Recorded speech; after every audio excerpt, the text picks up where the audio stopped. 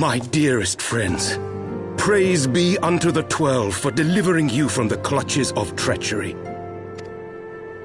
Father! Pippin, my son, and Master Papashan besides. Forgive me, Father. I should have been at Her Grace's side. Save your tears. The Sultana yet lives. You. It was I who arranged this gathering.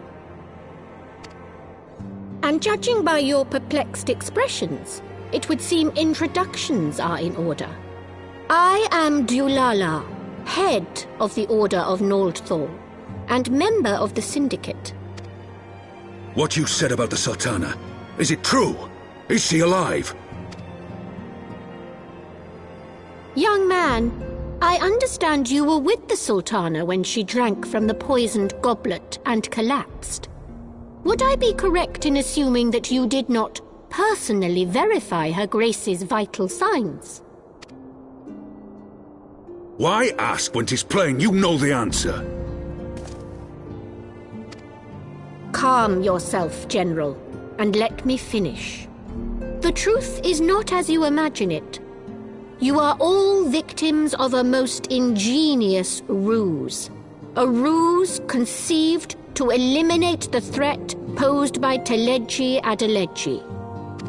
'Tis my belief that Teleji plotted the Sultana's assassination alone, but that Lolorito caught wind of his plot and exploited it to his own ends.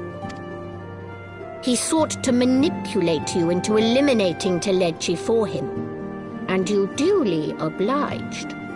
At one fell swoop, he removed his two foremost rivals, all the while remaining above suspicion. God strike me down for a fool. But the Sultana, how can it be that she lives? She lives because Lolorito willed it. Her own lady-in-waiting is but one of his many little birds. By her sleight of hand, the poison was switched for a less deadly draught before it could reach her mistress's lips. Some manner of sedative, perchance, of a potency sufficient to induce a slumber like unto death.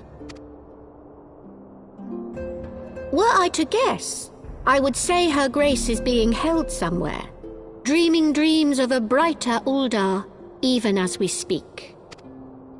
Oh, Nanamo. I will never forgive Lolorito for his part in this. Though Lolorito's hands are far from clean, they did pluck Her Grace from the jaws of death. That must count for something. And though one may call the man's methods into question, it cannot be denied that he knows the value of stability, to the very gill, like as not. He craves power, 'tis true, but he has no desire to depose the Sultana. I had never taken sides in your feud with the monetarists, but it was not for want of concern for our nation's welfare. Indeed, 'twas out of the desire to see order restored that I furnished your Far Eastern friends with information and arranged this gathering.